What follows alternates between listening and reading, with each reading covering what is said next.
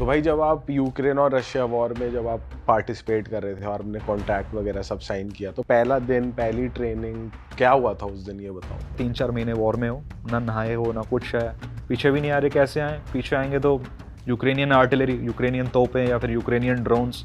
Mostly deaths जो हैं drone से ही होती हैं, क्योंकि आप एनिमी तक पहुँचो वो भी एक बहुत बड़ा टास्क है।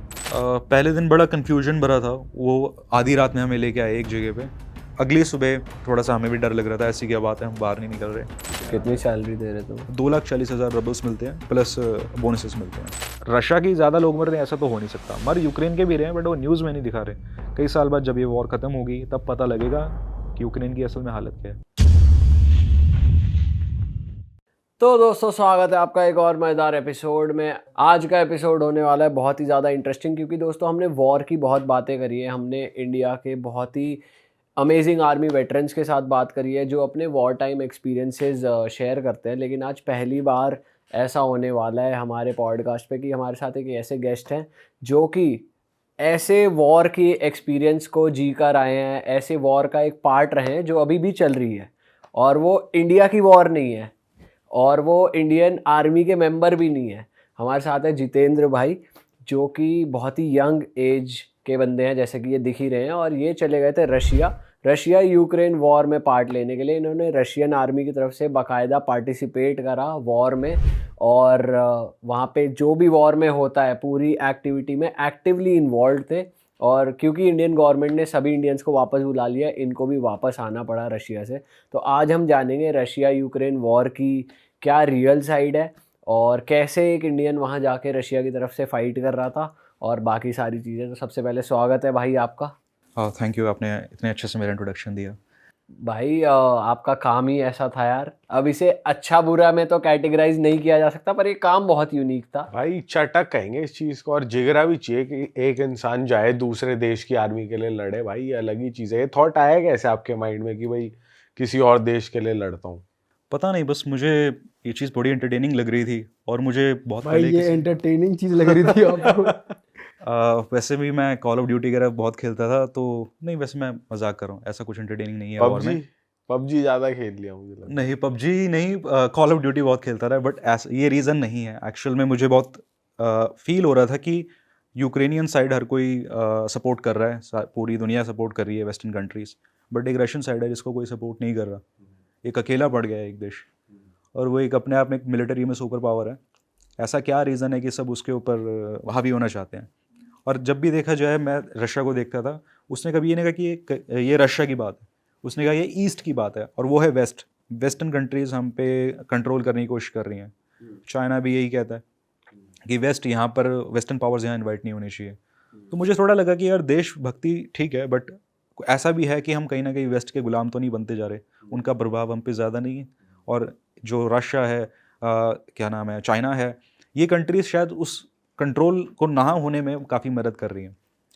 तो मुझे काफ़ी अच्छा लगा, मैं चाहता था कि किसी तरीके से इस चीज़ में पार्टिसिपेट करूं और वॉर ज्वाइन करूं। भाई आपको ये मालूम कैसे पड़ा कि रशियन आर्मी फॉरेनर्स को भी इनवाइट कर रही है? शुरू में एक्चुअली रशियन आर्मी नहीं ले रही थी फॉरेनर्स को पार्टिसिपेट करने के लिए। रशियन आर्मी लेती है फॉरेनर्स को, बट कभी वॉर के लिए उन्होंने नहीं लिया था। नॉर्मल आर्मी में जाते थे, ट्रेनिंग लेते रहे, स्पोर्ट्स में जाते थे। अफ्रीका से बहुत लोग गए रशियन आर्मी में, फिर स्पोर्ट्स में उन्होंने करियर बनाया, बट बीच में उन्होंने भर्ती रोक दी, फॉरेनर्स को लेना बंद किया, और उन्होंने रशियंस को वॉर में भेजना शुरू किया, मोबिलाइज किया गया रशियंस को। बट फिर उन्हें फील हुआ कि अब हमें फॉरेनर्स को लेना चाहिए, तो उन्होंने ऐसे एडवर्टीजमेंट वगैरह चलाए थे अपने न्यूज़ चैनल्स पे और इंटरनेट पे। बट रशियन वेबसाइट्स को एक्सेस करना बड़ा मुश्किल है, न्यूज़ को एक्सेस करना बड़ा मुश्किल है। बट कैसे भी करके हाथ पाँव मार के मैंने न्यूज़ ढूंढी, न्यूज़पेपर्स के थ्रू। मुझे कुछ स्क्रीनशॉट्स कहीं से मिले टेलीग्राम पे, मैंने उनको स्कैन किया, उन बारकोड्स को, फिर मैं मेन वेबसाइट पे पहुंचा मिलिट्री की, मैंने कांटेक्ट किया, मेल किया उनको। मतलब इतने ज़्यादा इंथुजियास्ट हो गए आपकी। भाई आपने कभी इंडियन आर्मी ज्वाइन करने की कोशिश करी है? कभी ऐसा बैकग्राउंड रहा है? क्योंकि भाई एक तो होता है कि यार मैं आर्मी में जाना चाहता हूँ, एक इंटरेस्ट होता है, और एक ये मैं समझ नहीं पा रहा कि मैं सीधा वॉर में चला जाऊँ। वो बात ठीक है, मैंने ट्राई किया था, बट कोविड की वजह से उस टाइम पे भर्ती भी बंद हो गई थी, और मेरी भी एज 1-2 साल ऊपर हो गई थी, क्योंकि उसमें 17 साल के बाद 21 साल तक के लड़कों के लेते हैं ना। तो मेरी एक एज 1-2 साल ऊपर होगी, तो मुझे एक अपॉर्चुनिटी दिखी कि यार मैं अभी भी कुछ कर सकता हूँ। भाई वैसे रशियन आर्मी ज्वाइन करने के लिए क्राइटेरिया क्या था उस टाइम पे? आपको फिजिकली फिट होना चाहिए, हाइट वगैरह का कोई ऐसा रिलेटेड कुछ नहीं है, आप बस कॉन्ट्रैक्ट साइन करो। मैंने उनसे पूछा यार इंडियन आर्मी में बहुत डिफिकल्ट है, आप फिजिकली फिट होना चाहिए, आपका स्टैमिना अच्छा होनी चाहिए, रनिंग वर्कआउट सब कुछ चीज़ें देखते हैं, रगड़ा गया था हमारे यहाँ। बट उन्होंने कहा कि यार वो तो हम करवाएंगे, कॉन्ट्रैक्ट कर लो, ट्रेनिंग वगैरह हमारे होगी, और वॉर में ये सब नहीं देखा जाएगा आपका स्टैमिना कितना है, कितने पुशअप मारते हो, वहाँ देखा जाएगा आप टैक्टिकल कितने अच्छे हो, कितना अच्छा शूट करते हो, ऐसी चीज़ें देखी जाएंगी। भाई एक सोल्जर का ना माइंडसेट अब ऐसा होता है, जैसे जितना हमने देखा या सुना है कि यार वो उसको वो चाहिए अंदर से ना, उसके अंदर एक रहता है एंथुजियास्ट होता है वो कि यार मुझे लड़ना है, बॉर्डर पर जाना है, गन्स एम्यूनेशन और ये सब। तो आपके अंदर वो चीज़ थी या फिर बस आपने ये देखा कि यार रशिया को कोई सपोर्ट नहीं कर रहा, I want to go there, हर कोई यूक्रेन को सपोर्ट कर रहा है? दोनों ही रीज़न थे। भाई एक तो होता है कि मैं रशिया को सपोर्ट कर रहा हूँ, मैंने सोशल मीडिया पे पोस्ट डाल दिया कि भाई रशिया के मैं सपोर्ट कर रहा हूँ, ये क्या सीन।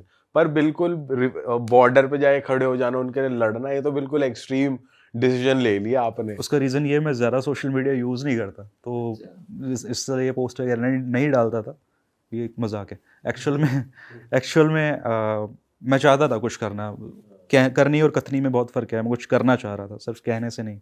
दिन भर में हमारे कितने थॉट्स आते हैं, कभी हम कहते हैं ये सही है, फिर वही सही है। किसी भी चीज़ में ग्रे होना बहुत आसान है, बट लाइफ में ब्लैक या वाइट होना बहुत अलग चीज़ है। तो मैं बिलीव करता हूँ या तो इधर या इधर, बीच में कुछ नहीं। तो फिर आपने जब पता करा, फिर उसके बाद आप सीधा मॉस्को गए, रशिया गए आप सीधा? जी हाँ।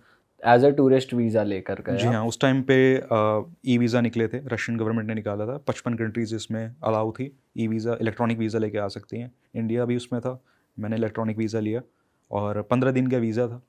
मैं वहाँ गया, मुझे इमिग्रेशन पे पूछा गया कि आप क्या करने आए हो, आपके पास पैसे भी कम हैं, आप कभी रशिया आए नहीं, पासपोर्ट आपका खाली है, कभी किसी कंट्री गए नहीं। मैंने कहा मैं वॉर के लिए आया हूँ। ओके, वॉर के लिए, आपको पता है ना क्या सिचुएशन है? मैंने कहा हम देखो, मैंने पेपर की कटिंग्स करी हुई हैं, इतनी रिसर्च करी है, ये है। तो उनको अच्छा लगा, उन्होंने फिर भी कहा देख लो यार, सही नहीं है देखा जाए तो वॉर में जाना। मतलब उनकी एज थोड़ी ज़्यादा थी, समझा रहे थे अपने हिसाब से। ये एयरपोर्ट पे ही हो रहा है काउंसलिंग? बिल्कुल, इमिग्रेशन ऑफिस में हो रहा था।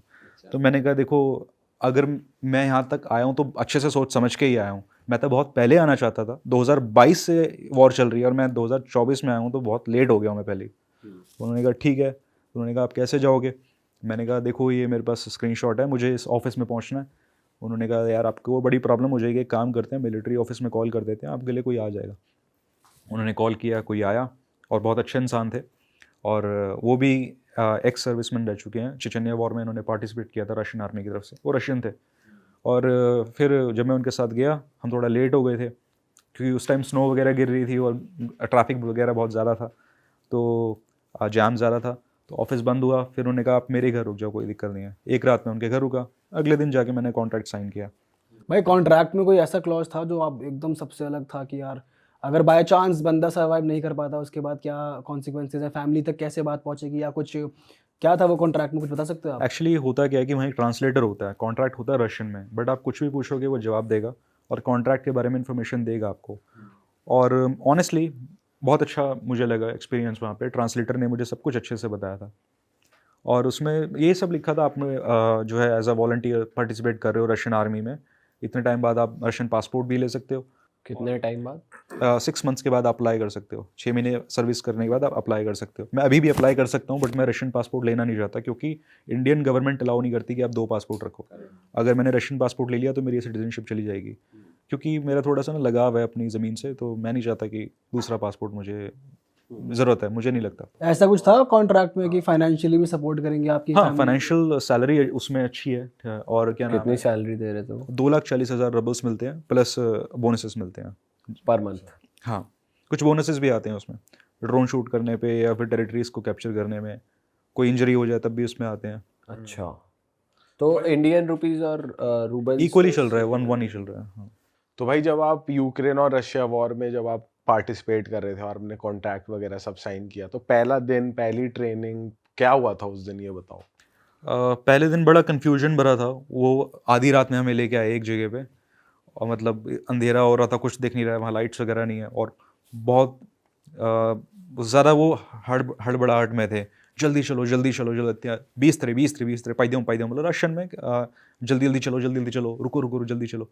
तो मुझे लगा कि यार क्या बात है, ऐसा क्या बात हो गई। फिर वो ज़मीन के नीचे उन्होंने ब्लिंदाश बनाया हुआ था, बंकर टाइप होता है वो, उन्होंने भेज दिया। उन्होंने फिर कहा कि बाहर मत आना। फिर अगली सुबह थोड़ा सा हमें भी डर लग रहा था, ऐसी क्या बात है, हम बाहर नहीं निकल रहे। कितने लोग थे आपके साथ? मेरे साथ श्रीलंकन्स थे सारे। हाँ, कई श्रीलंका से भी लोग आए हुए थे? श्रीलंका से बहुत लोग सेम आए। एज थे? सेम नहीं, मेरे से बहुत बड़ी एज के थे, और सब मुझे कह रहे थे कि वो एक्चुअली एक्स आर्मी वाले थे, उन्होंने श्रीलंकन आर्मी में पार्टिसिपेट किया था और एलटीटी के खिलाफ भी फाइट की हुई थी उन्होंने। ओके। हाँ, तो उन्होंने कहा कि तेरी एज बड़ी कम है, तू यहाँ आया। बट मेरा एक्सपीरियंस ऐसा था, कुछ श्रीलंकन्स बहुत अच्छे थे और कुछ का बिहेवियर बहुत ख़राब है इंडियंस को लेके। कैसे? पता नहीं कि उनको लगता है कि चाइना गॉड है और इंडियंस दुश्मन है। अच्छा।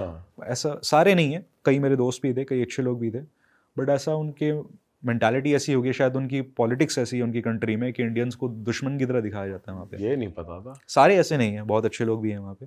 तो आपने वैसे जब उनको पता चला, आपको एक्सपीरियंस है नहीं बिल्कुल भी आर्मी का, आप कभी गए नहीं हो या आपने कोई वेपन नहीं चलाया, तो उनका क्या रिएक्शन था? एक्चुअली होता ये कि वो एक्चुअली ट्रेंड तो थे और उनको लगता था कि उन्हें सब आता है।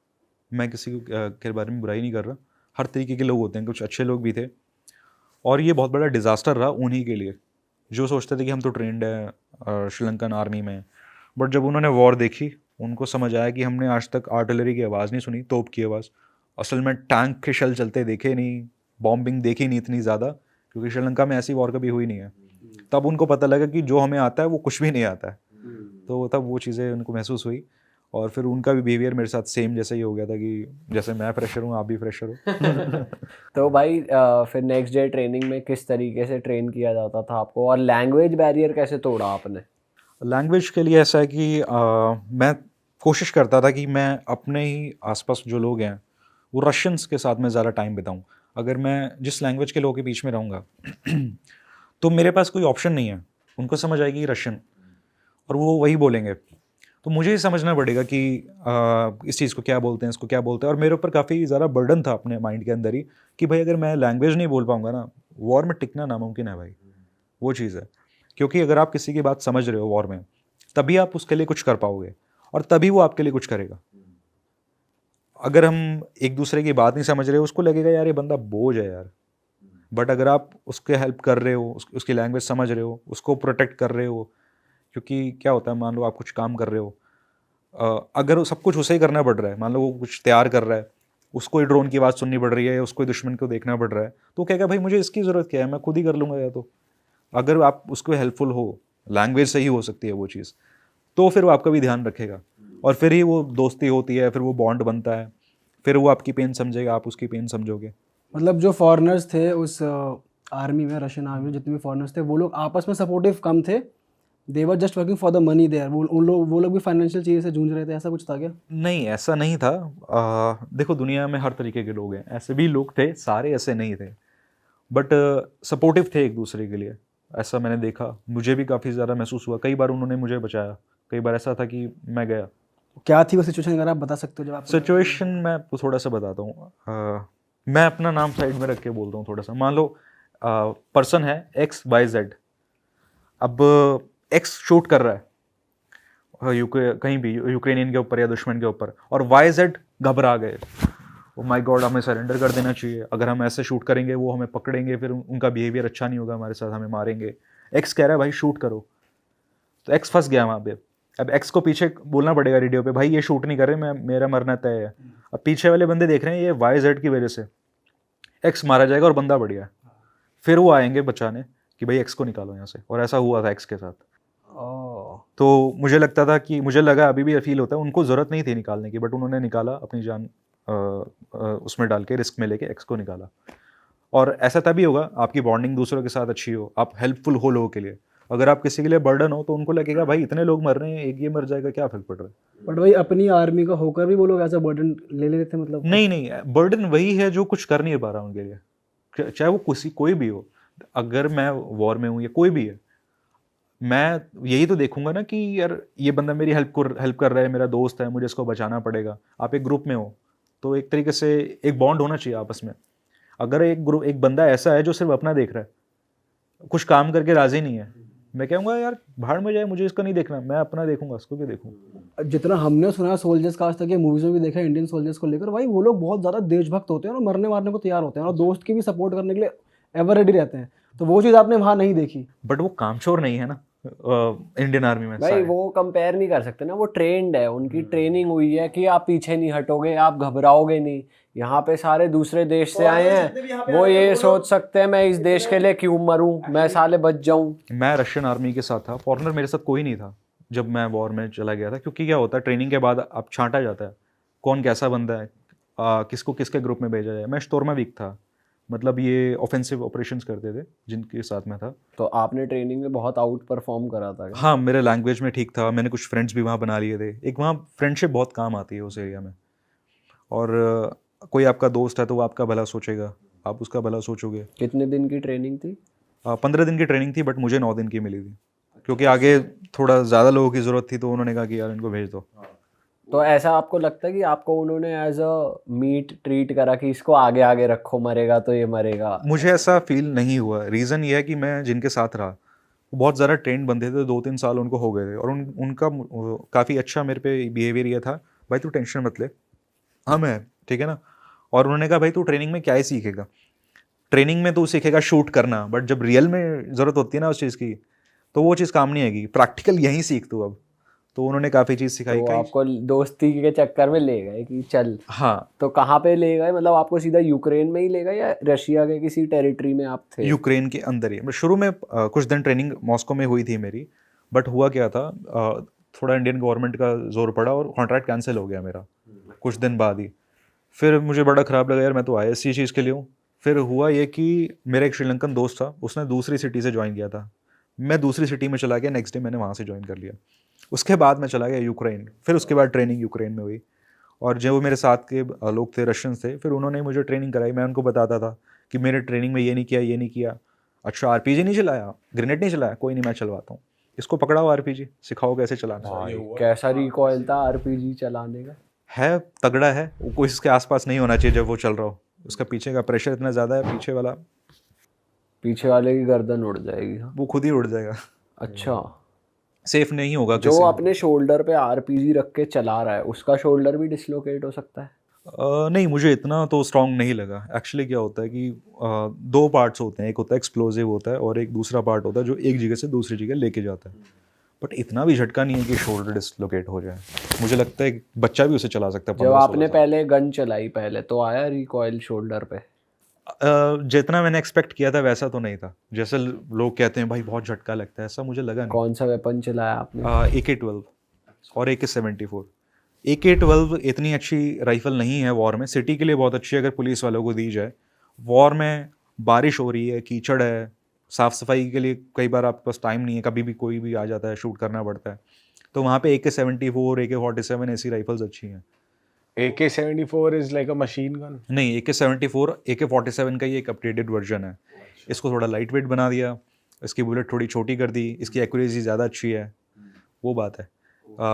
जो AK-47 है उसका 7.62 कैलिबर का बुलेट है और इसका 5.45 कैलिबर का है 74 का।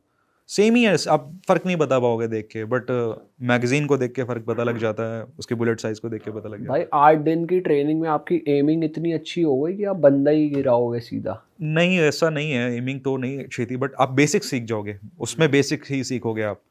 और वॉर में आपको ट्रेनिंग तो ऐसे चलाने को मिलेगी, लेकिन वॉर में आप ऐसे कभी नहीं चलाने वाले। वॉर में आप चलाओगे तक तक तक तक, मतलब जैसा यहाँ रख के चलाना सिखाते हैं ना, वॉर में वैसा नहीं चलाओगे। इतना क्लियर विजन हो तो उसका भी सामने इतना ही क्लियर विजन होगा। हाँ, आप चलाओगे ऐसे, मैं दीवार के बीच छुपाऊँ जैसे यहाँ, और मैं दीवार के ऐसे रख के गन चलाऊँ, तो प्रैक्टिकल में और ट्रेनिंग में बहुत फ़र्क होता है। तो ट्रेनिंग में ऐसे करके ट्रेन कभी किया ही नहीं, ट्रेनिंग में ऐसे किसी को नहीं सिखाते, बट ज़रूर हाँ टैक्टिकल की ट्रेनिंग होती है, जो गलियाँ होती हैं, ट्रेंचेस कहते हैं जिनको, वहाँ पे ट्रेनिंग होती है, वहाँ भी मैंने ट्रेनिंग ली थी। बट रियलिटी में और ट्रेनिंग में बहुत फ़र्क है। रियलिटी में आपको पता है कि हाँ मैंने जाना है, ऐसे ऐसे शूट करना है, बट रियलिटी में बॉडी में इतना ज़्यादा आपको घबराहट होगी, चीज़ें समझ नहीं आएंगी, हाँ हाँ क्या हो रहा है, वो चीज़ें हैं। वो बॉडी में एड्रेनलिन दौड़ता है, मैंने यूट्यूब पे सुना था, एड्रेनलिन कोई क्या केमिकल होता है बॉडी में, वो बॉडी रिलीज़ करती है, हाथ कांपते हैं, तो वो चीज़ें होती हैं। अच्छा भाई, एक चीज़ बताओ, ट्रेनिंग का रूटीन कैसा था? वो बहुत हार्श रहते थे आप पे? उनके ऊपर काफ़ी प्रेशर होता है आपको ट्रेन करने का, क्योंकि उनको पता है अगर ये ट्रेंड नहीं है, इसको नहीं पता चीज़ें कैसे काम करती हैं, तो ये दूसरों पे जाके बर्डन बनेगा, या तो घायल हो जाएगा, किसी और को इसको बचाना पड़ेगा, और जो लेके जा रहे होंगे वो ट्रेंड बंदे होंगे, तो उनके ऊपर बर्डन है कि आपको रेडी करें। लैंग्वेज बैरियर एक चीज़ है, बट अगर आप जल्दी जल्दी अडाप्ट करो, जैसे क्यूबा के बहुत लोग आए थे, उन्होंने बहुत अच्छे से अडाप्ट किया, और वो स्पेनिश बोलते हैं क्यूबा के लोग, बट उन्होंने रशियन को इतने अच्छे से अडाप्ट किया, 2-3 महीने में उन्होंने बेसिक रशियन बोलना शुरू करी। उनको समझ आ गया था कि यहाँ पे टिकना है तो रशियन बहुत ज़रूरी है।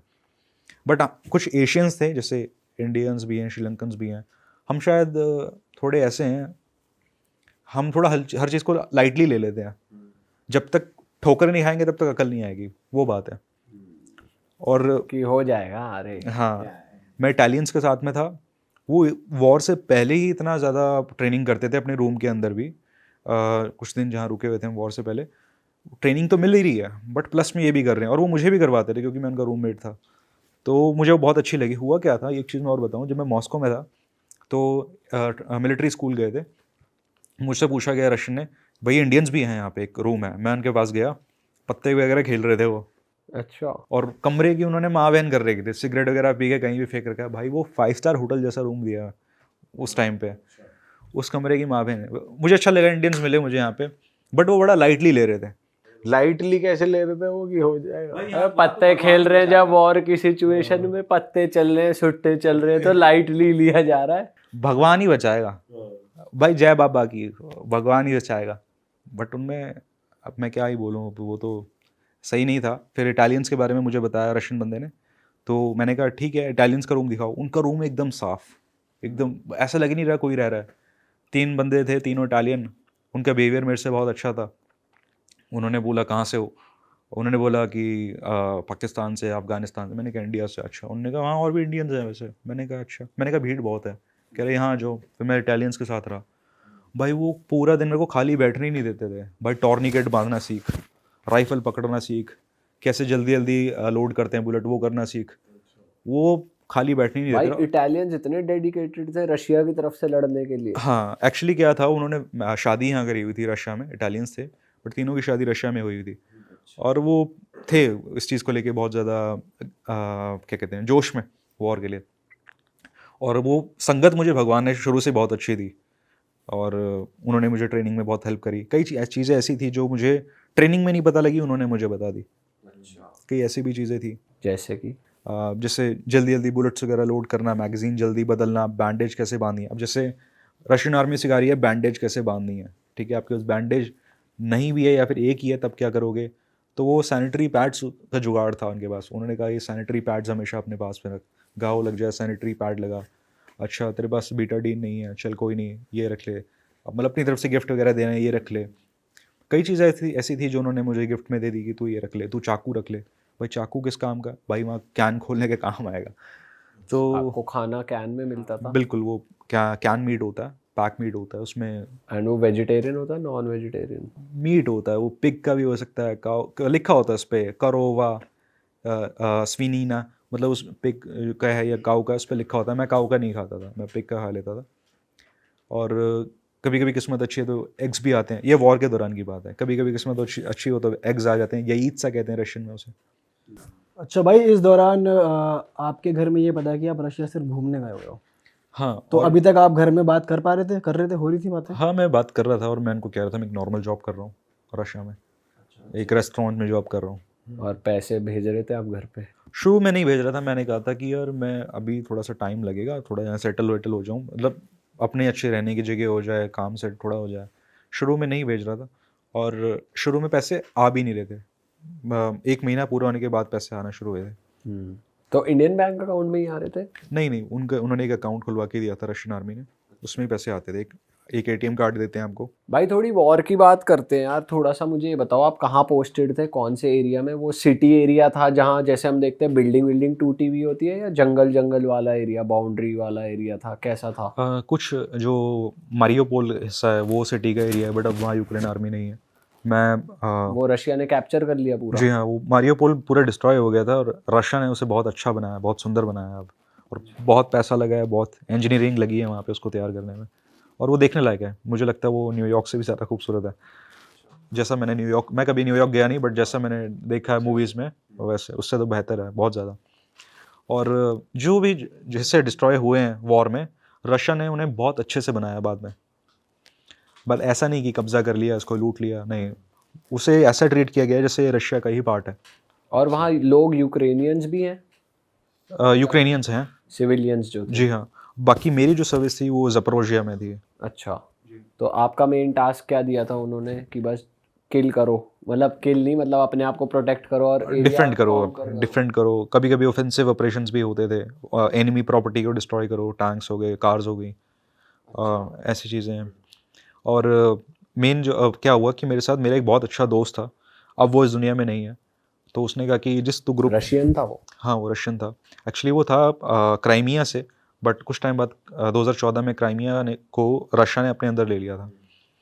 तो हुआ ये कि वो रशियन बन गया और उसको वो शुरू से रशिया को सपोर्ट करता था। तो उसने मुझे कहा कि यार तू जिस ग्रुप में है ना, ऑफेंसिव ऑपरेशंस करते हैं, ये सेफ़ नहीं है। तो वो मेरा अच्छा दोस्त था, अब वो नहीं है, और उसने मुझे ज्वाइन करवाया ड्रोन यूनिट में। मैं फिर ड्रोन यूनिट में चला गया। ड्रोन यूनिट कोई बहुत ज़्यादा सेफ़ नहीं है, वो भी वॉर में ही होते हैं, वॉर से 1-1.5 किलोमीटर दूर होते हैं, क्योंकि ज़्यादा दूर हो जाएंगे तो नेटवर्क्स नहीं आएंगे ड्रोन्स के, वो दिक्कत है। तो ऊपर वाले की दया थी कि 1% मेरे साथ ऐसा हो गया कि अब मैं ऑफेंसिव ऑपरेशंस नहीं करूँगा, अब मेरा काम यहाँ ड्रोन यूनिट में है। वहाँ बहुत कुछ सीखने को मिला, लोग बहुत अच्छे थे, ट्रेंड बंदे थे, 2-3 साल उनको वॉर में हो चुके हैं। ड्रोन यूनिट में होता क्या है बेसिकली? ड्रोन क्यों यूज करते हैं? ड्रोन यूज़ होते हैं एनिमी लोकेशंस को देखने के लिए। कोई एनिमी दिखा है तो उस पर एफपीवी से अटैक करने के लिए, कामिकाज़े ड्रोन से अटैक करने के लिए। कोई ज़्यादा बड़ी प्रॉपर्टी दिखी है, जैसे कोई टैंक दिखा है, कोई आर्टिलरी दिखी है। तो ये अटैक ड्रोन के थ्रू भी होता है या फिर अलग से कुछ कनेक्टेड होता है कि उससे फिर आप फायर कर सकते हो? मोस्टली डेथ्स जो हैं ड्रोन से ही होती हैं, क्योंकि आप एनिमी तक पहुँचो वो भी एक बहुत बड़ा टास्क है। तो बहुत सारे ड्रोन्स वहाँ पे फ्लाई कर रहे होते हैं, और ये नहीं कि एक बार में बहुत सारे 200-250 ड्रोन, ऐसा नहीं होता। हर एरिया में 1-2 ड्रोन होता है, हर थोड़े-थोड़े 100-150 मीटर पे, क्योंकि वहाँ चार्जिंग का भी बहुत इशू है, वहाँ लाइट तो है नहीं, छुपा-छुपा के जनरेटर ज़मीन के नीचे चार्ज करते हैं बैटरीज को। तो आपको मेन ड्रोन उड़ाना होता था, और कई कई जगह आपने क्रैश भी करे ड्रोन्स? क्रैशिंग वाले भी होते हैं ड्रोन? कामिकाज़े ड्रोन्स होते हैं वो, उस पे एफपीवी पे बॉम्ब लगा होता है। और ये वैसे तो ये शूट हो जाते होंगे, जैसे अगर पॉइंट कर लिया किसी ने भाई ड्रोन उड़ रहा है। रियल एक्चुअली मूवीज़ में या फिर ऐसे देखने में बहुत आसान लगता है, आपने किसी भी चीज़ को शूट कर दिया। रियल लाइफ में एक ड्रोन को शूट करना बहुत मुश्किल है। वो एक तो उसकी स्पीड बहुत अच्छी है, वो बहुत ज़्यादा हाइट पे है, ठीक है। अब मैं उसे शूट करने पे लगा हूँ, उसको बुलेट नहीं लगी, मेरी बुलेट ख़त्म, जितनी देर में मैं मैगज़ीन लगाऊंगा वो आके। ड्रोन उड़ाने की भी आपको ट्रेनिंग दी गई होगी? हाँ वहीं पे ही मैं उड़ा के सीखा था, उन्होंने सिखाया था मुझे। छुट्टी में 1-2 दिन की छुट्टी मिलती है, 15-20 दिन में पीछे आते हैं, तब वो सिखाते थे मुझे। तब भी मेरे पे थोड़ा फोर्स था कि आप सीखो, और मुझे महसूस होता था कि यार अगर मैं नहीं सीखूंगा ना तो मैं इनके किसी काम का नहीं हूँ, तो मैं सीखता था वो सब चीज़ें। 15-20 दिन में आप वापस सिटी आते हो और रेस्ट करते हो? शुरू के एक थोड़े दिन तो ऐसा हुआ, बट उसके बाद हुआ 3-4 महीने वॉर में हो, ना नहाए हो ना कुछ है, पीछे भी नहीं आ रहे, कैसे आए? पीछे आएंगे तो यूक्रेनियन आर्टिलरी, यूक्रेनियन तोपें या फिर यूक्रेनियन ड्रोन्स वो रोड के आसपास ही घूम रहे हैं, तो हम निकलेंगे कैसे? तो कभी ऐसा हुआ है कि आप घिर चुके हो? एक्चुअली जिस एरिया में हम थे ना, वो कुछ ऐसा है जैसे यूक्रेनियन टेरिटरी में कोई चाकू घुसाया हुआ, मतलब, और 3 तरफ से अटैक आते थे उस जगह में। वो कंट्रोल एरिया जो था वो यूक्रेन के अंदर घुसा हुआ था, लेफ्ट से, राइट से और नॉर्थ से भी जो है अटैक्स होते थे। तो ऐसा महसूस होता था कि हमारे ऊपर तीनों तरफ से अटैक हो रहा है और हम बीच में हैं। बट क्या था कि वो जो एरिया है ना, वो 2 साल से रशियन आर्मी कोशिश कर रही है, बट वो कंट्रोल कर नहीं पा रही उस एरिया को, क्योंकि वो खुद भी घिरी हुई है। बट मुझे ऐसा लगता है, मुझे नहीं पता कि बड़े जनरल्स का क्या प्लान है, मुझे ऐसा लगता है वो उन्हें चाहिए भी नहीं, इंटरेस्टेड है नहीं है वो। अच्छा। वो बस डिफेंड करने में लगे हैं उस जगह को। भाई एक चीज़ बताओ कि हमने सुना है Russian army, Russian weapons, Russian military बहुत एडवांस है, और वो चाहे तो यूक्रेन तो उनके लिए कुछ भी नहीं है। तो ऐसा क्या हो रहा है वॉर में जो आपको लगा हो कि भाई ये कमी है रशिया की साइड से, ये वॉर ख़त्म क्यों नहीं हो रही 2 साल से? फॉरेन सोल्जर्स की कमी नहीं है यूक्रेन को, ऐसे बहुत सारे फॉरेन सोल्जर्स हैं जो वहाँ ज्वाइन कर रहे हैं। रशिया के पास इतने फॉरेन सोल्जर्स नहीं हैं, और ऐसी बहुत सारी प्राइवेट मिलिट्री कंपनी हैं। वैगनर का नाम तो बहुत फेमस हो गया रशिया में, बट वो सिर्फ 1 या 2 कंपनियां थी वहाँ पे, एक रेडियट के नाम से, एक वहाँ पे है रेड्यूट के नाम से, अब वो भी ऑपरेट नहीं कर रही। तो बट यूक्रेन साइड से भर भर के प्राइवेट मिलिट्री कंपनीज हैं, ऊपर से फॉरेनर्स, यूक्रेन फॉरेन लीजन आके ज्वाइन कर रहे हैं, और पॉलिटिशियंस भी थोड़ा सा लोगों को भेज रहे हैं वॉर में। तो यूक्रेन को कोई कमी नहीं है, हथियार और लोग उनको मिल रहे हैं। अदरवाइज हमें देखना चाहिए कि हमें खुद देखना चाहिए यार, रशिया की ज़्यादा लोग मर रहे हैं ऐसा तो हो नहीं सकता, मर यूक्रेन के भी रहे हैं बट वो न्यूज़ में नहीं दिखा रहे। कई साल बाद जब ये वॉर ख़त्म होगी तब पता लगेगा कि यूक्रेन की असल में हालत क्या है। यूक्रेन की हालत बहुत ख़राब है। बिल्कुल बहुत ख़राब है, और मैं तो हैरान हूँ कि वहाँ के पॉलिटिशियन ज़ेलेंस्की को दिखता नहीं है कि यार मेरे इतने लोग मर रहे हैं, वॉर को खींचे जा रहा है। वो अच्छे से जानता है इस वॉर को वो नहीं जीत पाएगा। वो ये कह के पैसा और हथियार लेता है कि भाई मैं इस वॉर को जीतूंगा। मुझे दिख रहा है कि 500 किलोमीटर पे मेरा दुश्मन बैठा है मेरी राजधानी के, मैं कैसे जीत जाऊंगा। आप सिर्फ 500 किलोमीटर दूर थे। जी हाँ, ज़पोरोजिया। बाप रे।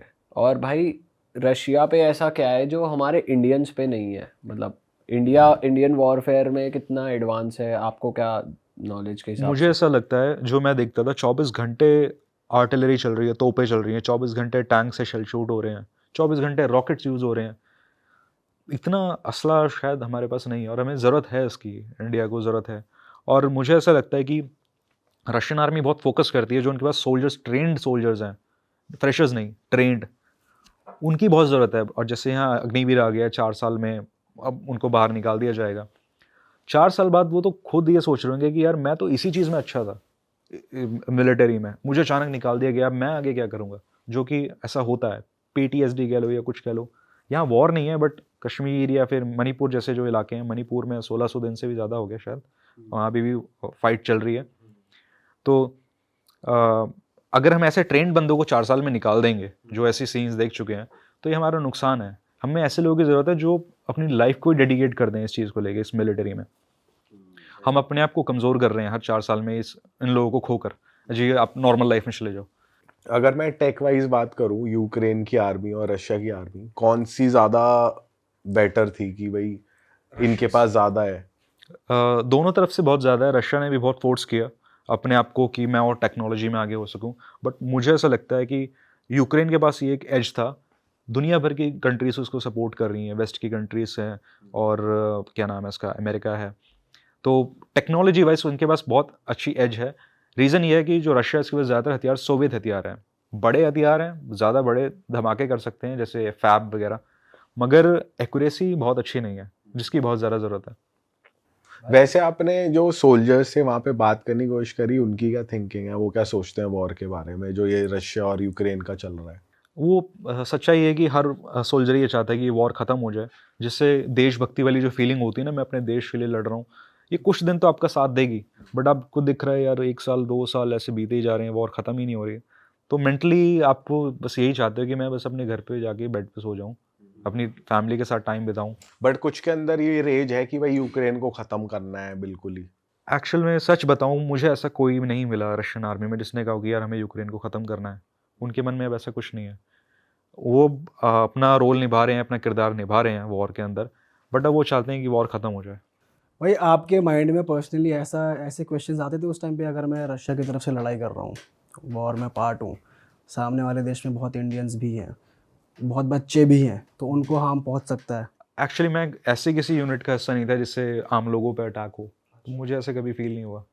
और जिस पोजीशन पे मैं था, वहाँ के जो लोग थे, वो इस चीज़ को सोच के अटैक नहीं करते थे कि यार मैं अपने देश के लिए लड़ रहा हूँ या फिर किसी को हार्म पहुँचाना है आम लोगों को।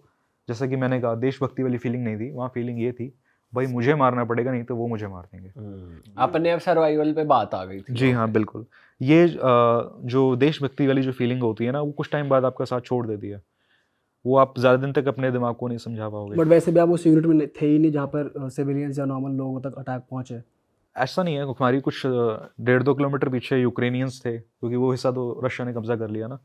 तो ऐसा होता था, यूक्रेनियन रॉकेट्स आते थे, नॉर्मल लोगों पे गिरते थे, जो कि खुद यूक्रेनियंस हैं, जो अब रशियंस के हाथ आ गए हैं अब। और रशियंस उनकी हेल्प कर रहे हैं, हॉस्पिटैलिटी, मतलब खाना और जो भी उनको मेडिसिन चाहिए, इलाज चाहिए। तो अब यूक्रेन भी ऐसे अटैक कर रहा है, उसको फ़र्क नहीं पड़ता कि कहाँ बॉम्बिंग हो रही है, आम लोग मर रहे हैं, क्लस्टर बॉम्ब्स गिर रहे हैं आम लोगों के घरों पे। तो वो चीज़ मुझे लगी। भाई प्रोस्टिट्यूशन भी बहुत ज़्यादा हो रही है यूक्रेन साइड में, या मोलेस्ट कर रहे हैं रशियन आर्मी के लोग यूक्रेनियन सिविलियंस को, ऐसा हो रहा है, और वाइस वर्सा भी हो रहा है। ऐसा तो नहीं है एक्चुअली, वहाँ पे मिलिट्री पुलिस है और ऐसा कुछ मुझे नहीं लगता कि उस एरिया में, जिस एरिया में मैं था, मैं पूरे यूक्रेन का तो नहीं कह सकता, जिस हिस्से में मैं था वहाँ मिलिट्री पुलिस है और हमें भी ऐसे ऑर्डर्स थे अपने कमांडर से, आप किसी नॉर्मल यूक्रेनियन से ज़्यादा बात नहीं करोगे, पैसे दो, सामान खरीदो। कई लोगों की दुकानें हैं वहाँ पे। और हाँ, प्रोस्टिट्यूशन है क्योंकि अब वहाँ इंडस्ट्री तो है नहीं, फैक्ट्रीज है नहीं, कंपनी है नहीं, तो उनकी मजबूरी है पैसे कमाने का। ऐसा होता है कि वॉर में आपके पास कोई और चॉइस है नहीं, तो वहाँ सिचुएशन थोड़ी ऐसी है। और मुझे ऐसा लगता है कि ये वॉर ख़त्म हो, वो नॉर्मल लाइफ में आ जाएं, ये चीज़ें ख़त्म हो। बट रशियन गवर्नमेंट के तरफ से कुछ सोल्जर्स के लिए है ऐसी कि भाई कि फिजिकली आप कुछ कर सकते हो या लड़कियां आ रही है, ऐसा कुछ है? ऐसा कुछ नहीं है, बट हाँ, वहाँ प्रोस्टिट्यूशन बहुत ज़्यादा है, लोग पैसे खर्च करके भी जाते ही हैं। मैं नहीं गया, बट ऐसा मुझे काफ़ी लोगों ने बताया कि ऐसे ऐसे जा सकते हो। बट कई लोगों की मेंटल स्टेट ऐसी नहीं कोई होती कि गया इस बारे में हो, एक्सपीरियंस बताओ, शेयर किया हो कि मतलब किसी का स्कैम हुआ है, कुछ हुआ, ऐसा कुछ हुआ? हाँ, मेरा एक दोस्त है, इंडियन दोस्त ही है, वो गया था क्योंकि उसकी किस्मत अच्छी थी, वो थोड़ा पीछे था और वो नॉर्मल सिविलियन लोगों से भी मिलता था, तो उसने मुझे बताया कि भाई 1500 रूबल्स लगते हैं, 2000 रूबल्स लगते हैं, ऐसे ऐसे है। मैंने कहा भाई मेरी मेंटल स्टेट ऐसी है कि मैं अभी ऐसी जगह नहीं जाना चाहता, तो तू ही जा। क्या मेंटल स्टेट थी भाई आपकी? रोज़ सुबह उठ के आप सोचते थे यार मैं किसी तरह वापस चला जाऊं? अगर आप वहाँ पर उनसे बोल देते एक दिन सुबह उठ के कि भाई I want to go back to my country, तो पॉसिबल था? ऐसा नहीं था एक्चुअली, क्योंकि मैं सोचता ही नहीं था पीछे मुड़ने के बारे में। मुझे ऐसा लगता था, जब इंडियन गवर्नमेंट ने भी वापसी बुलाया, मुझे लगता था यार मैं वापसी जाऊँगा ना। मैं एम्बेसी में भी जब गया, कुछ इंडियंस मिले, उन्होंने पूछा, मुझे ऐसा लग रहा था यार कहीं ना कहीं मन में सोच रहा हूँ ये डर गया इसलिए वापसी आया है। बट अब मैं हर किसी को कैसे बताऊँ कि यार मैं अपनी मर्ज़ी से नहीं आया, मुझे ऐसे निकाला गया, डिस्चार्ज किया गया, सभी को निकाला गया, और कोई डिसरिस्पेक्ट वाला डिस्चार्ज नहीं है, रीज़न बस पॉलिटिकल है। मैंने ऐसा कभी नहीं कहा कि मुझे निकालो। मुझे थोड़ा शर्म महसूस हो रही थी, वो चीज़ थी, अभी भी महसूस होता है मुझे। अब जैसे मेरे फादर हैं, वो बड़ा शौक से बताते हैं लोगों को ऐसे ऐसे हो गया है, और वो कईयों का जवाब होता है कि यार वापसी क्यों आया, तो मैं वो कहते हैं गवर्नमेंट ने बुला लिया। तो फिर थोड़ा सा महसूस होता है कि ये शायद ये सोच रहा होगा कि ये डर के मारे वापसी आ गया। फैमिली को बताया वापस आके कि मैं वॉर में था, उनका क्या रिएक्शन था, क्या बोला उन्होंने? मैंने एक्चुअली क्या था कि ज़्यादा खुल के नहीं बताया था, उन्होंने एक पॉडकास्ट देखा, फिर उनको समझ आया।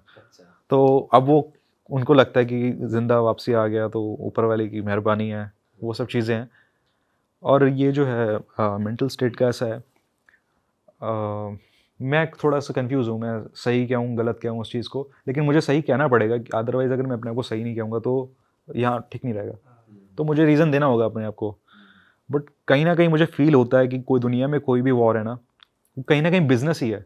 भले ही मैं अपने शौक से चला गया, बट मुझे ऐसा लगता है कई लोग ऐसा सोचते होंगे यार ये पैसे के लिए गया है, या फिर बट भाई आपने बोला कहीं ना कहीं आप पैसे के लिए भी गए थे उधर। हाँ कहीं ना कहीं मैं था, बट मुझे नहीं लगता कि पैसे ने मुझे इतना मोटिवेट किया वॉर में। मुझे वो वन ऑफ द रीजंस था, मेन रीजन नहीं हाँ, था। मेन रीज़न नहीं हो सकता वो, मुझे ऐसा लगता है। और ऐसा मेरे कमांडर ने भी कहा था कि भाई ये पैसे के लिए नहीं आया। तो फिर मेरा तो मजाक उड़ाना शुरू कर दिया था, इंडीज की एजेंट, मतलब इंडियन सीक्रेट एजेंट यहाँ पे टेक्नोलॉजी कॉपी करने आया है। और मैं थोड़ा सा पूछता ज़्यादा था, ये कैसे। तो मुझे अक्सर कहते थे सब कुछ तुम्हें आज ही जानना है, सब कुछ तुम्हें आज ही जानना है, क्या करोगे जान के? नहीं कुछ ज़रूरत नहीं है। तो इंडीज की एजेंट करके कभी मजाक उड़ा भाई देते जब वो आपको टीज कर रहे हैं, आपका मजाक बना रहे हैं, आपने हिंदी में कुछ अपनी अंदर की भड़ास निकाली है ऐसी, बस भड़ास निकालने के लिए? एक्चुअली वो मजाक में कहते थे, मुझे कभी किसी की बात का बुरा लगा नहीं, और हिंदी के शब्द मैं कभी यूज़ नहीं करता था। अब क्या हुआ, हिंदी की गाली देने में मज़ा नहीं आता था, अब रशियन गालियाँ देने में मज़ा आता था, कोई बात होती थी। तो रशियन ही दे देते भाई जब फालतू बोल रहे तो। नहीं एक्चुअली क्या था, वो कभी उन्होंने मुझे ऐसा फील नहीं इन करा, फ्रेंडली वे वो कर रहे थे, फ्रेंडली वे में कह रहे हैं, बट वो मुझे सिखाते भी थे ये ऐसा है, इस तरीके से बचना है। तो भाई जैसे आपको इंडियन सीक्रेट एजेंट बताया ही जा रहा था, तो आगे आपके हिसाब से फ्यूचर में किस तरह की वॉर होने वाली है? रशिया कितना आगे है हमसे वॉर में, क्या लग रहा है आपको? जैसे आप भी बता रहे थे कि ड्रोन्स की बहुत ज़रूरत पड़ेगी इंडिया में, ड्रोन चलाने वालों की बहुत ज़रूरत पड़ेगी, ऐसी और क्या टेक्नोलॉजी वाइज, वॉर वाइज आपको लग रहा है कैसी कैसी वॉर्स होने वाली है? मेन क्या है कि टेक्नोलॉजी तो हम कर ही लेंगे, जैसा इंडिया जिस तरीके से आगे बढ़ रहा है, हमारी गवर्नमेंट इन्वेस्ट कर रही है टेक्नोलॉजी में, मुझे लगता है कि हम रशिया से भी आगे निकलेंगे टेक्नोलॉजी के मामले में। लेकिन यहाँ मुझे एक गलती लगती है, जो अग्निवीर वाला जो सिस्टम हो रहा है, रशिया तरस रहा है उन सोल्जर्स के लिए जो डेडिकेटेड हो, कई साल का एक्सपीरियंस हो, और वो फॉर्म जब कॉन्ट्रैक्ट साइन होता है तो बोलते हैं भाई आप एक्स आर्मी हो, कभी आपने किसी आर्मी में सर्व किया है, क्योंकि अगर मैं जा रहा हूँ फ्रेशर, मुझे चीज़ें सीखनी पड़ेंगी, तो मैं वही कर सकता हूँ जितना मैं जानता हूँ, जितना मुझे बोला जा रहा है करने के लिए। बट जो ट्रेंड बंदा है ना, जो कई सालों से इस चीज़ में है, वो डिसीजन लेने की पावर रख सकता है, ऐसा हो रहा है मुझे ऐसा करना है, और मुझे ऑर्डर का इंतजार करना पड़ेगा कि मुझे अब क्या करना है। तो अगर हम 4 सालों में ऐसे ही फ्लश कर देंगे अपने ऐसे सोल्जर्स को, तो हमारा बहुत बड़ा नुकसान है। जैसे हमारी इंडियन आर्मी को ब्रिटिशर्स बना के गए हैं, वो बहुत अच्छी चीज़ बना के गए हैं, और हमारा अग्निवीर से इतना बड़ा नुकसान हो रहा है। एक बहुत अच्छी मार्शल रेस है नेपालीज़ की, गोरखास की। 1-2 सालों में जब से अग्निवीर आई है, तब से नेपाली यहाँ से ज्वाइन नहीं कर रहे। Ukraine army, Russian army, French army join कर रहे हैं, और ये इंडिया का बहुत बड़ा नुकसान है। मुझे ऐसा फील हुआ वॉर में, भाई एक ब्लड होता है मार्शल रेस वाला, वो मुझे नेपालियों में दिखा। वहाँ नेपाली बहुत फेमस है रशियंस के बीच में। हाँ, हज़ारों के तादाद में नेपालीज़ ने ज्वाइन किया था, काफ़ी उसमें शहीद भी हुए, और हम कहीं ना कहीं बहुत नुकसान खा रहे हैं। हमारे बगल में हीरा रखा हुआ है और वो दोबारा से विदेश जा रहा है, जैसे अंग्रेज़ हमारा सोना लूट के पास्ट में चले गए, अब दोबारा से लूटा जा रहा है। तो अभी हम इसे बचा लें तो बहुत अच्छा है। अभी आजकल आप बताते हैं फ्रेंच आर्मी रिक्रूट कर रही है बहुत ज़्यादा। फ्रेंच आर्मी बहुत टाइम से रिक्रूट कर रही है, अभी ज़्यादा फेमस हो गया, और बहुत सारे इंडियंस जाना चाहते हैं। बट सच्चाई ये है, मैं किसी को बुरा नहीं कह रहा, रशिया, फ्रांस, उनको मैन पावर चाहिए, ठीक है। और अब आपको देखना है, आप किसी का यूज़ करने वाली चीज़ बनने वाले हो, या फिर आप अपनी कंट्री को सर्व करोगे। मुझे ऐसा लगता है कि अपनी कंट्री को सर्व करना ज़्यादा अच्छा है। जब आप अपनी कंट्री के लिए फ़ाइट करोगे, भले आपको आर्मी में ना ले, आप नॉर्मल कुछ और करो लाइफ में, ठीक है। किसी और के लिए जान गंवाना, अंत में वो भी यही कहेंगे पैसे के लिए आया था, इनकी देश में गरीबी है इसलिए, Business। हाँ पैसे के लिए आया था, तो वो कोई दुख नहीं करेंगे भाई आपका। तो सही बात है, एट द एंड भाई अपने देश के लिए लड़ो, वो सबसे बड़ी चीज़ है। बिल्कुल वो चीज़ है, मुझे ऐसा फील होता है। और किसी और के लिए जाना बेकार है, उसका कुछ फ़ायदा नहीं है। और हाँ, अभी भी मुझे कई लोगों के मैसेजेस आते हैं, भाई मुझे गाइड करो, रशियन आर्मी ज्वाइन करनी है, ये करना है, वो करना है। भाई ठोकर खा के अकल आएगी क्या? भाई अभी आपके क्या प्लान्स हैं फ्यूचर में? आप क्या देखते हो, क्या करते हुए देखते हो अपने आप को, क्या करना क्या चाहते हो? मेरे एक भैया हैं, नीरज भैया, यहीं पे रहते हैं, उनका एक रेस्टोरेंट भी है सेक्टर 168 में, फूड एक्स्ट्रा के नाम से। और उन्होंने कहा कि उनका एक्चुअली एक्सपोर्ट का बिजनेस पहले भी था, अभी भी कर रहे हैं। उन्होंने कहा कि यार तू रशियन लैंग्वेज में तेरा थोड़ा हार्ड ठीक है, और तेरे पास एक्सपीरियंस है रशिया का, तुझे पता है वहाँ मार्केट किस तरीके से काम कर रही है, तो एक काम करते हैं, तू रशिया वापस चला जा, यहाँ से प्रोडक्ट्स एक्सपोर्ट करते हैं। तो अभी मैं उसी चीज़ों में लगा हुआ हूँ। पहले मैं ड्रोन्स में करने वाला था, मैंने गवर्नमेंट को भी कॉन्टैक्ट किया था, इंडियन गवर्नमेंट को, रिप्लाई भी आया उनका, और मुझे ऐसा फील हुआ, तभी मैं कह रहा हूँ हम ऑलरेडी बहुत अच्छा कर रहे हैं ड्रोन्स में। उन्हें मेरी भी ज़रूरत नहीं है एक्चुअल में, मैंने जैसा देखा, जो कई चीज़ें देखी, उन्हें मेरी भी ज़रूरत नहीं है, और वो रशिया से भी बहुत अच्छा कर रहे हैं एक्चुअल में, इतना इन्वेस्ट कर रही है गवर्नमेंट। बट यहाँ हम नुकसान कर रहे हैं सोल्जर्स के चक्कर में। हमें मशीन्स तो मिल जाएंगी, बट चलाने वाले अच्छे सोल्जर्स नहीं मिलेंगे। ऑल राइट भाई, काफ़ी मज़ा आ गया आपसे बात करके, एंड क्लियरली पता चल रहा है कि आप अभी थोड़े से पोस्ट ट्रॉमा कह सकते हैं, थोड़ा स्टेबलाइज होने की कोशिश कर रहे हो, क्योंकि आप 5 अक्टूबर को ही आए हो, अभी मेरे ख्याल से 1 महीना ही हुआ है। 1-2 पॉडकास्ट मैंने किए, मैं थोड़ा उस टाइम मोटिवेट भी था, बट अब थोड़ा सा जब मैंने अपने आप को टाइम देना शुरू किया है, थोड़ा सोचना शुरू किया, तो मुझे लग रहा है कि हाँ यार ऐसे ऐसे है। बट टेम्परेरी होती हैं चीज़ें, कुछ टाइम बाद मैं ठीक हो जाऊँगा। बिल्कुल भाई, और बहुत बढ़िया हो जाओगे आप। और मैं जनता से यही कहना चाहूँगा भाई, जो लोग ये देखकर भाई को मैसेज कर रहे हैं कि यार हमें भी जाना है, हमें भी जाना है, तो आप समझ लो यार, जो आदमी वहाँ होकर आया है, सब बता रहा है और ये कह रहा है कि मैं दोबारा नहीं जाऊँगा, मतलब वो सही जगह नहीं है जाने के लिए। तो आप अपने डिसीजंस बहुत ध्यान से लो। काम करने के लिए बहुत काम है, नहीं करने के लिए फिर किसी के पास भी नहीं है। पैसा कमाने के लिए बहुत तरीके हैं, साफ सुथरे अच्छे तरीके, और गलत काम से तो फिर और अगर लड़ना ही है तो इंडियन आर्मी में जाओ भाई, किसी और के लिए क्या लड़ना, अपने देश के लिए लड़ो, वो मुझे सबसे लगता बड़ी है, चीज़ है। हाँ मुझे लगता है कि आपकी बॉडी पे ना एटलीस्ट आपके माँ बाप का तो हक है। अगर आप मारे भी गए, चलो एटलीस्ट आपके माँ बाप इतना तो डिजर्व करते हैं कि उनको आपकी बॉडी मिले। अब वहाँ फॉरेन में मरो, बॉडी आपकी नहीं मिल रही, पैसा ठीक है, पैसा पहुँच गया घर वालों को, बट उनको ऐसा फील होगा यार ये लड़का हमारा था, अचानक से गायब हो गया, ठीक है ना। तो एक माँ 9 महीने तक अपने बच्चे को रखती है पेट में, अचानक गायब हो जाए तो वो ट्रॉमा बहुत बेकार है। एक जो इंडियन मरा है, वो उसके फादर मेरे से बात कर रहे थे, उन्होंने पूछा, पहले तो ठीक से बात करी उन्होंने कि मेरे बेटा ऐसा है। अचानक से वो रोते हुए मुझसे बोलने लगे, मेरा बेटा जवान था, ऐसा था, लंबा चौड़ा था। तो बड़ा अंदर से ना कलेजा फट गया यार मेरा सुन के। उन्होंने मेरे को कहा कि बेटा इसकी मम्मी को कह दो कि ना मिसिंग है, वो मरा नहीं है। तो अभी भी मैं सोच रहा हूँ ना, तो वो चीज़ बड़ा अफेक्ट कर रही है माइंड को।